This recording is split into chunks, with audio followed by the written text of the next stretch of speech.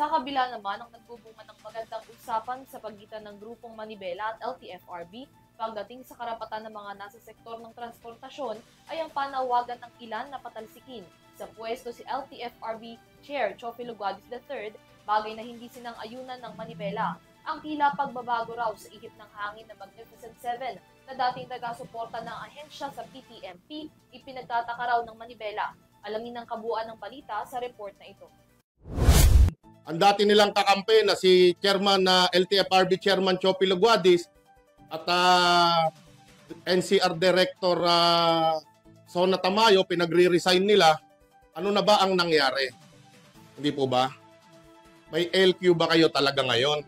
Ito ang naging patutsada ni Manibela Chairperson Marval Buena sa ilang transport groups at cooperatives na nananawagan ng resignation ng ilang opisyal ng Land Transportation, Franchising and Regulatory Board o LTFRB.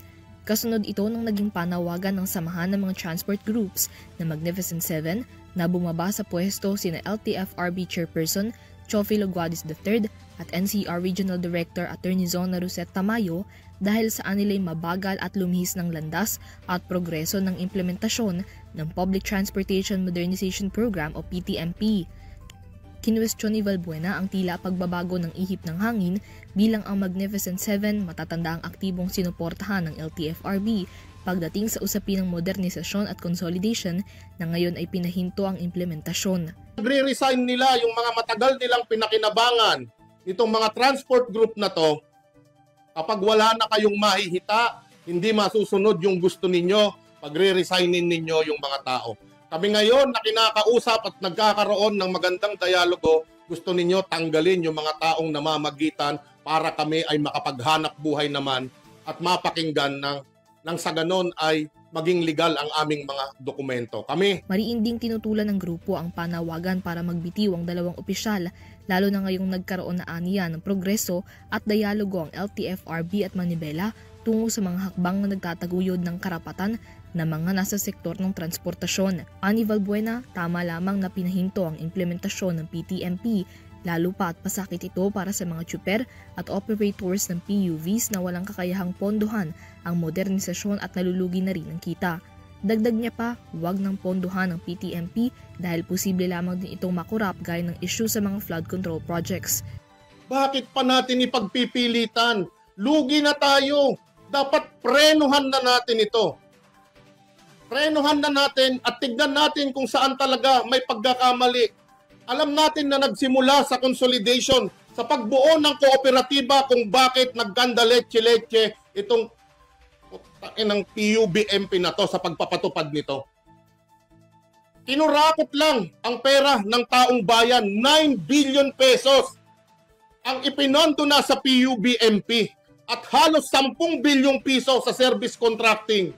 Bakit 90% pa rin ng mga nag-modernize na transport cooperatives, mga transport corporation ang lugi hanggang sa ngayon? Nagpahayag din ng suporta si Valbuena at ang Manibela sa LTFRB, Department of Transportation, Land Transportation Office at kay Pangulong Ferdinand Marcos Jr. na ngayon ay pinakikinggan na aniya sila.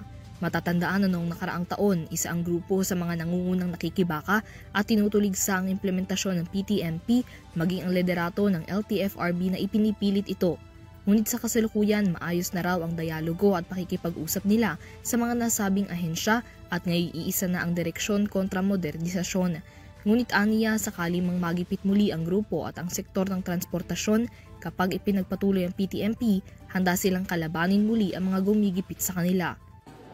Pero kung pagbibigyan kami sa amin ding mga hinaing at mga hiling na kami ay malaya din na makakapaghanap buhay, bakit pa namin aawayin ng LTFRB at DOTR kung hindi naman kami sinasakal?